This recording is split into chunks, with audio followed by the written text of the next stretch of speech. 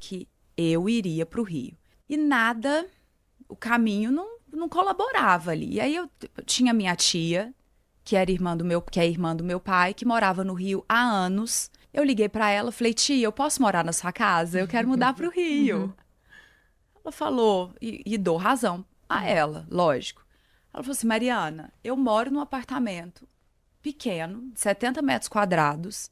Sou eu, o seu tio e seu primo, em 2 quartos.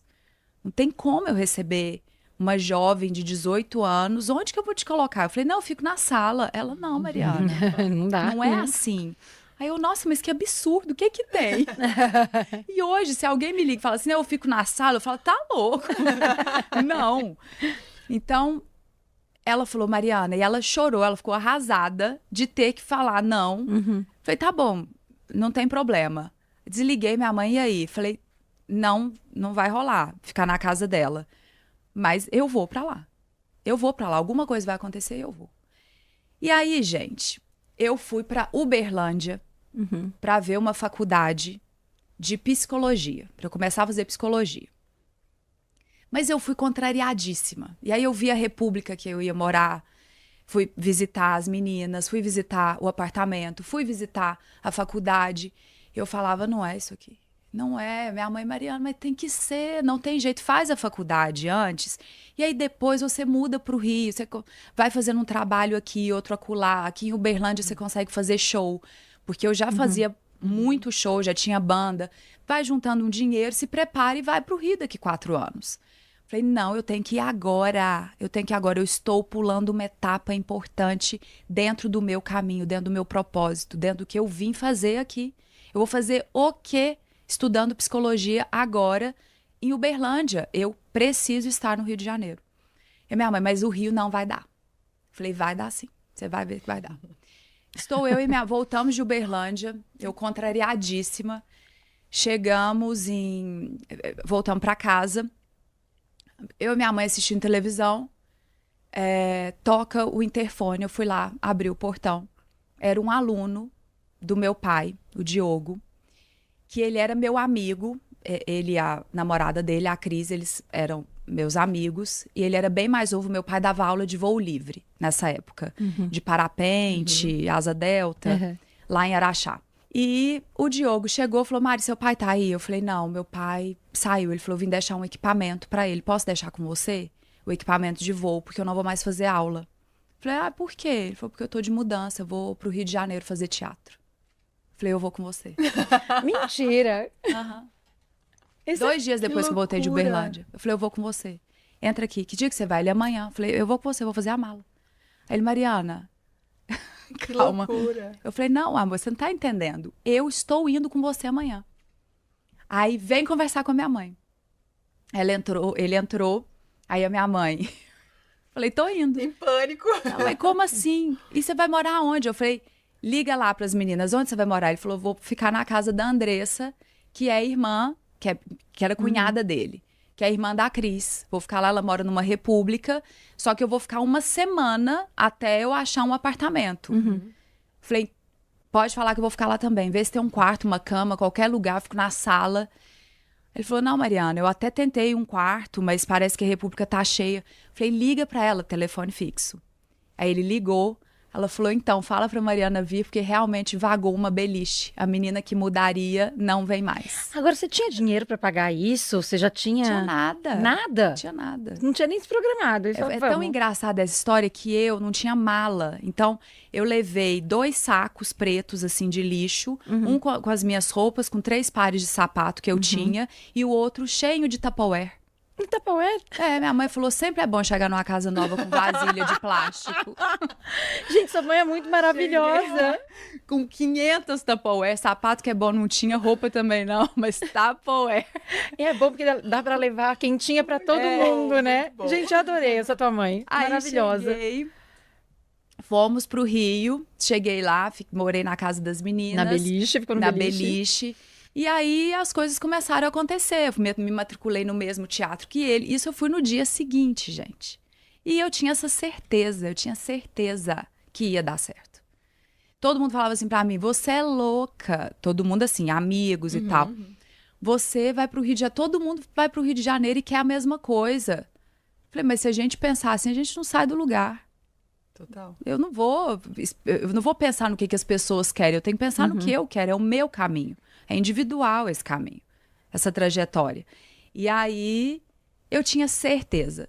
Eu não sabia que eu passaria por tanta coisa, mas essa certeza me preparou para que eu pudesse passar da melhor forma possível por tudo. Por todas as pedras, por todas as confusões, as dificuldades, porque não tinha opção.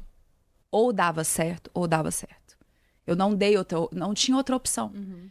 Então, quando eu cheguei, eu falei, bom, tudo é caro, como que eu faço para me manter aqui? Mãe, liga pro vizinho e pede para ele mandar as trufas de chocolate que eu vou vender aqui no Rio. Então, ele me mandava 300 trufas de chocolate por semana, por Sedex, e eu vendia 300 trufas por semana. Vendia no teatro, vendia em shopping, vendia em ponto de táxi, vendia dentro do ônibus. Então, assim, eu fui fazendo meu pezinho de meia. Já na primeira semana, eu peguei um disco que eu tinha 3 músicas gravadas, um CD que eu gravei em Araxá com 3 músicas, e deixei em todos os quiosques da Lagoa. Comecei a fazer show nos quiosques da Lagoa. Já cheguei com um currículo. Essa parte eu não me orgulho, mas, poxa, me dei um desconto. Eu tinha 18 anos, um currículo todo mentiroso para eu conseguir um emprego no shopping. Então, aí você conseguiu. O que aconteceu? Eu percebi que onde eu chegava e falava assim, então, vai ser meu primeiro emprego. Ninguém me dava chance e eu precisava trabalhar. Então, eu coloquei um monte de nome de loja e os telefones das minhas avós. E treinei as minhas avós. E aí tu falou pra ela? Treinei, falei, se ligar e falar, é da loja Flor de Lis, uma era a loja Flor de Lis e a outra eu não lembro o nome. É da loja Flor de Lis? Você fala, é. A Mariana Rios trabalhou aí? Trabalhou, ela era ótima, e desliga. E assim aconteceu, e assim eu consegui meu primeiro emprego numa loja do shopping. Então, assim, eu já cheguei desenrolando tudo. É isso. Quando eu acredito, gente, que às vezes não dá certo porque a pessoa tem muita opção. Quando você não tem opção, você tem que acordar, você tem que batalhar, você tem que fazer aquilo acontecer, porque você precisa comer, você precisa de um lugar para morar, você precisa se vestir, você quer ter uma qualidade de vida, você vai lá e faz. Não tem plano B. Não tem plano B. Então, assim, eu já cheguei desenrolando tudo. E depois de 4 anos, foi que eu passei no meu primeiro teste em Malhação. E aí a vida mudou da água pro vinho. Mas eu acho muito legal você falar isso, Mari, porque eu não quero que as pessoas olhem e falem assim, nossa, como a Mariana é sortuda, né? É óbvio que sorte faz parte da coisa, a gente já falou disso.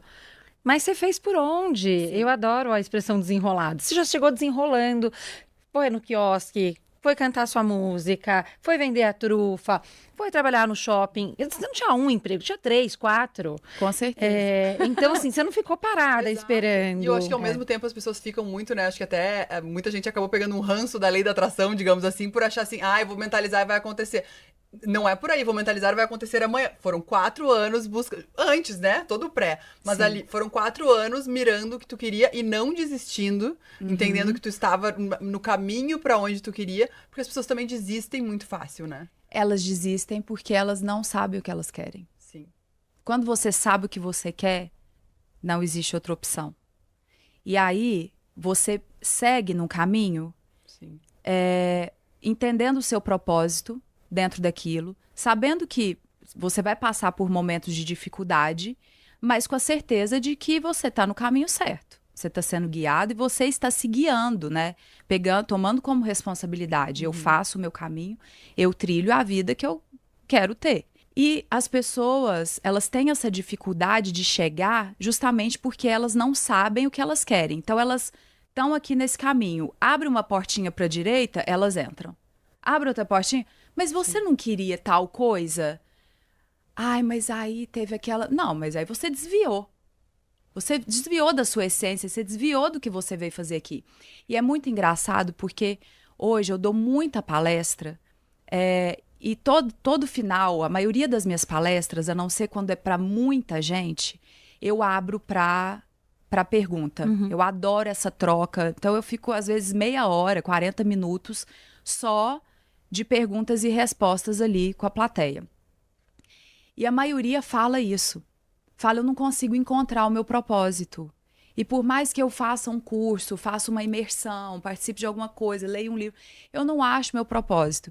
E aí eu falo, então volta ali na sua infância, lembra do que você gostava de brincar, porque ali está a sua essência, está o que é verdadeiro. E aí a gente passa uma vida inteira nos distanciando de quem realmente somos e fantasiando o que às vezes gostariam que a gente fosse, para lá no final da vida falar, não, agora eu aceito quem eu sou. Quem eu sempre fui. Então agora eu vou ser feliz. Mas aí demora muito e você perde muito tempo. E é muito louco, né? Tô falando agora, eu me lembrei que ali quando eu tava fazendo faculdade, eu olhava minha irmã, que sempre teve a clareza, assim, queria ser jornalista. E eu lembro que eu falava pra ela, eu falei, eu só preciso saber o que eu quero, que aí eu vou atrás, mas eu não sabia. E eu fiquei ali um tempo nessa... Eu não sabia pra onde ir. Só que eu acho que nesse momento o que eu fiz e que eu sempre falo pra todo mundo é seguir em movimento. Isso, que é isso não também. para. Eu ia fazendo tudo, ia vendo, putz, isso eu não gosto, isso... Até que chegou um momento que veio o clique, assim, do negócio que eu tinha que fazer, de tudo. Porque eu vejo hoje as pessoas também muito atrás do seu propósito, mas paradas, né? Não vai vir. Não vai vir parada. Não vai chegar uma luz divina. Esse é o seu propósito, né? Não, e mesmo assim, se você ficar parada, você não evolui, você não vai nem para frente nem para trás. Essa construção diária, né, dinâmica do nosso caminho, da nossa trajetória, que nos molda, que faz a gente crescer, que faz a gente subir mais um degrau na evolução, na nossa caminhada. Sim. Porque do contrário, parado, esperando o negócio chegar, você não sai do lugar. Sim. Você não sai do lugar. Tem um autor chamado Peter Senge, e ele fala muito de educação organizacional, uma organização que aprende. Ele é autor de um livro chamado A Quinta Disciplina. Eu a bibliotecária, né? Adoro. Todo episódio, a gente tem que botar na bio aqui. Dicas de livro. Mas o que ele fala? Ele fala assim, a gente vai fazer isso.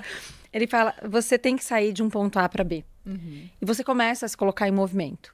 Mesmo que no meio do caminho você entenda que, na verdade, é de A para C. Mas você já está em algum outro lugar. E eu acho que é exatamente o que vocês estão falando, mas de uma forma, estruturada em livro. Porque ele fala nisso. Ele fala assim, você tem que se colocar em função do seu objetivo, tem que andar em direção a ele e tem que fazer. Na palavra da minha sogra, que é super católica, ela fala assim, Ana, pede o que você quiser para Deus. Mas faz sua parte, acorda cedo, vai trabalhar, vai correr atrás. Então, faça a sua parte e eu ajudarei. Não é? Né? Porque... eu tô falando pra vocês que eu sempre soube o que eu queria, mas assim, lembra que eu contei que eu queria ser conhecida? Então, eu fui traçando um caminho, passeando pela atuação, aí depois eu fiz, aí depois eu lancei um disco, aí fui pra música, aí fui fui ser apresentadora. Então, assim, eu fui me experimentando dentro de tudo isso, até a hora que eu comecei a escrever. E com essa maturidade, me veio o desejo de não ser conhecida, mas sim reconhecida. De passar a transformar a vida das pessoas de uma forma positiva, trazendo essa responsabilidade, né, de como influenciar essas pessoas, trazendo isso para mim como o verdadeiro propósito. Então, todo esse caminho, ele passa a fazer sentido porque ele foi trilhado e condicionado por mim mesma, de que eu, passando por ele, eu chegaria a esse ponto onde eu estou hoje, que é onde eu realmente, com 40 anos, que eu vou fazer 40 anos agora, é onde eu encontrei o que eu vim fazer aqui. Então, não é assim, você... com 18 anos, você tem que saber a faculdade que você vai fazer. Você tem que ter certeza do que você vai fazer o resto da sua vida. Não é assim. É realmente você ir desenhando, entendendo quem você é, buscando esse desenvolvimento pessoal, porque senão não se chega a lugar nenhum. Se conhecendo, né? Você tem que se conhecer para você saber o que você deseja. Eu vi outro dia uma entrevista, eu achei bem interessante. A maioria dos jovens que vão para uma faculdade, eles estavam respondendo essa entrevista, onde o jornalista perguntava, o que se todas as carreiras pagassem o mesmo valor, se qualquer coisa que você quisesse fazer na vida pagasse o mesmo valor, que faculdade você faria? Aí a menina respondeu, eu faria administração. Nossa, porque eu adoro administração e tal. Que faculdade você vai fazer? Medicina. Olha. Aí, isso assim, umas 15 entrevistas. E você? Se todas pagassem o mesmo valor, artes cênicas. Ai, nossa, desde criança eu gosto da atuação e tal. E o que você vai fazer? Engenharia. Então, é isso, é você se desviar do seu caminho porque disseram que aquela profissão paga melhor, que essa carreira você vai construir uma vida muito melhor do que a outra e você vai se desviando da sua essência, do que você realmente é. E aquela profissão vai pagar melhor se tu tiver habilidades para aquela profissão. Não que não possa ser desenvolvido, obviamente, mas eu acho que são casos que as pessoas escolhem pelo motivo errado, né? E às vezes também, até pelo contexto, muitas vezes uma pressão familiar, né? A gente escuta na maioria muito. das vezes. De tipo, então vamos, né, os pais que muitas pessoas já vieram aqui e falaram, não, eu decidi fazer moda e meus pais em pânico, então tem muito essa questão também, né, Ana? Muito, muito. Agora, a Marisa tá falando dessa escolha, né, mas você foi fazendo a sua, você falou do seu disco, né, do seu álbum que foi super bem sucedido, como é que mudou a questão do dinheiro? Porque imagino que antes você estava super no contadinho, mas quando deu certo, a coisa mudou. Como é que foi para você viver um pouco nessas duas pontas, de um dia não ter dinheiro e outro dia ter? E não era só ter dinheiro, era ter dinheiro, fama, veio tudo junto, né? Foi maravilhoso. Ai, foi muito bom, porque eu esperei muito por aquele momento. Eu esperei muito. Pra vocês terem uma ideia, teve um churrasco, eu lembro, da minha turma do teatro, que o valor do churrasco era R$15. E aí, nessa época, eu morava com a minha tia. Aí, então, eu fui morar com essa minha tia. Depois que eu morei na República. Fiquei 2 anos na casa dela, 2 anos e meio, nesse apartamento. Porque um dia, só fazendo um parêntese, um dia, indo almoçar lá, ela pediu para eu pegar no quartinho da área de serviço umas taças que estavam embaixo da cama, ali num armário que ficava embaixo de uma cama que era suspensa. No quartinho, que era bem pequenininho, do tamanho dessa mesa, o quartinho todo. A hora que eu entrei no quartinho, eu falei, tia, é aqui que eu vou morar. Tu me disse que não tinha outro quarto, tá aqui. Ela falou, Mariana, você enlouqueceu, não tem nem janela esse quarto. Não tem como, Rio de Janeiro, 45 graus. Você ficou louca? Eu falei, tia, você não tá entendendo, é aqui que eu vou morar. E ela enlouqueceu, eu falei, isso já está certo. E aí eu saí de lá, da casa das meninas, e me mudei pro quartinho, que a gente chamava de Suite Master. Suite Master. Até hoje. Ela me liga e fala, peraí, deixa eu desligar que eu tô aqui na sua Suite Master passando roupa, e o sinal vai ficar ruim.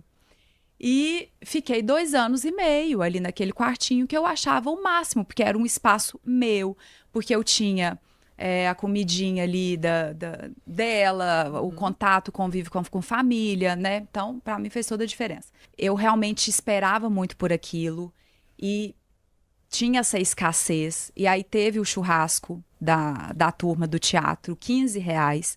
E eu cheguei em casa e fiquei lá toda triste. E aí a tia Naida, o que você tá triste? O que foi? Você tá esquisita. Eu, nada. Aí chegou a noite, ela, o que você ficou amuada o dia todo?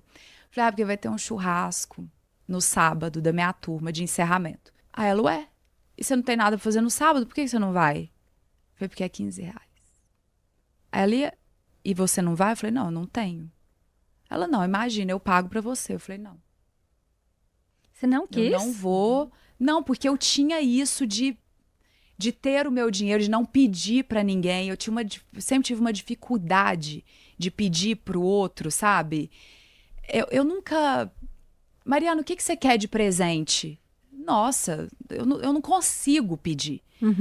Eu prefiro eu comprar, sabe? Não sei porquê, mas a vida inteira eu fui desse jeito. E aí, então assim, realmente era R$15 e eu não tinha. Então, quando eu entrei pra Malhação, não era só o salário, era o apartamento de frente pro mar, era o motorista com carro, era um monte de restaurante que você entrava e não pagava. Chegava numa loja, experimentava roupa. Eu vou levar essa. Mas você não precisa pagar. É tudo presente. Era assim. E por que eu acredito que eu não pirei? Porque eu passei por tanta coisa que a hora que aquilo chegou, eu dei um valor que eu continuei sendo A mesma pessoa. Só que a mesma pessoa com dinheiro. Uhum. As minhas amigas são as mesmas amigas de Araxá a vida inteira. As pessoas que frequentam a minha casa são as pessoas que frequentavam desde quando eu nasci. Então, nada mudou. Mudou, lógico, esse desenvolvimento de uma mulher que buscou essa transformação, buscou essa evolução, essa maturidade, que isso foi algo que... Isso foi uma busca minha. Sim. E ela é pessoal, né? Sim. Ela é uma escolha. E dá trabalho você se desenvolver. Uhum. Claro. Pessoalmente, emocionalmente, dá trabalho. Então, mudou isso. Mudou, lógico, que vontades, gostos, mas essência, não. E chegou a ter algum medo nesse momento de... E se, de repente, em algum momento começar a faltar, e aí tu se preocupava em guardar dinheiro, qual que virou a tua relação com o dinheiro a partir de então? Eu nunca tive esse medo. Nunca. Eu sempre pensei na abundância.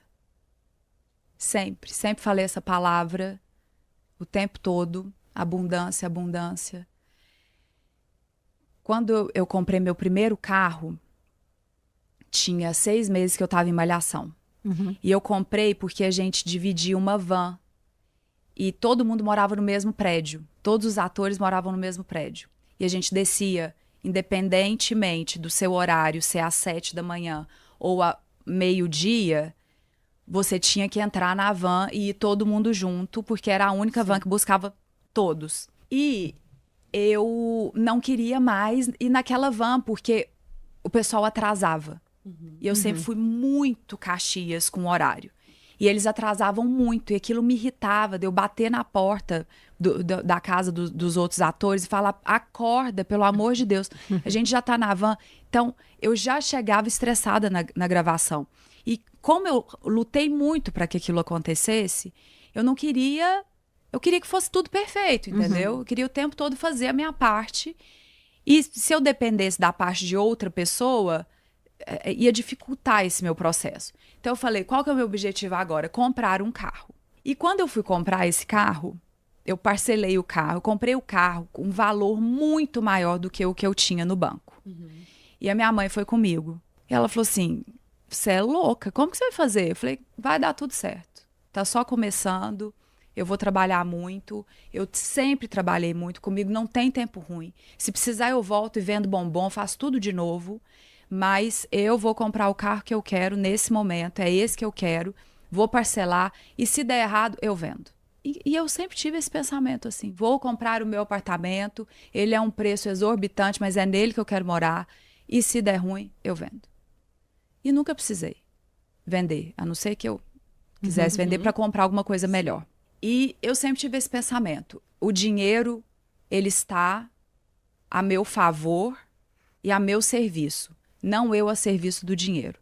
E eu acredito que o dinheiro ele é uma energia muito poderosa. Se você não sabe lidar bem com o dinheiro, você trava um campo da sua vida. Eu conheço pessoas que estão em famílias que têm muito dinheiro e elas não prosperam, porque o dinheiro é um problema. E o dinheiro, na verdade, ele tem que ser um facilitador para que você tenha no presente a vida que você gostaria de ter. Mas, Mari, deixa eu te fazer uma pergunta. Porque eu tô te escutando falar e tô vendo a forma como você está construindo. Mas o negócio é que você nunca para de trabalhar. Não você tá paro. sempre fazendo. Então, é verdade isso. Porque o meu medo, assim, é de quem escuta a gente ficar com a coisa da abundância, abundância, abundância. E tem que ter mesmo. Mas também tem que fazer o corre. E você sempre foi super exemplar no corre. Você sempre fez, a mulher que vai bater para chamar o colega mil coisas, que tá... né? Então aí as 1000 coisas. Exato, e você foi fazendo tudo isso. Então, eu acho admirável, porque você nunca parou, mas essa tua mentalidade de saber lidar com a coisa e de ir construindo, até chegar na tua carreira internet, porque não é que você estourou como artista incrível, maravilhosa e se acomodou. Aí você foi fazer colaboração, você foi fazer projetos diferentes e entrou também na internet. E começou a fazer um pouco de trabalho, muito trabalho, na verdade, como influenciadora. Sim. Como é que assim, como é que você se organiza para fazer isso? Porque a abundância vem quando a gente também está organizada e estruturada. Você tem um time com você? Você planeja o que você vai postar? Você escolhe as marcas com as quais você vai trabalhar? Como é que você faz tudo isso? Eu tenho um time grande, mas quem pensa na minha carreira sempre sou eu. Uhum. Eu sempre fiz essa construção, porque eu sou muito fiel às coisas que eu quero e tenho certeza daquilo que eu não quero. Uhum. Então, assim, quando alguém fala, tal marca tá te namorando, eles querem fazer... Eu penso, não, peraí. Isso aqui não tem nada a ver comigo. Ou então, é um dinheiro muito bom, mas espera aí, eu quero me ligar a essa marca, a esse nome. Eu sempre penso a longo prazo. Uhum. A forma como eu falo da abundância, do dinheiro, é que ela entra muito também no basta sentir. Pensa no que você quer ser e você será. Uhum. Se você pensa em escassez, você vive em escassez. Você atrai a escassez, porque você vive em escassez. Porque aquilo já está no seu emocional, já está na sua mente. E na sua mente você sente, você verbaliza.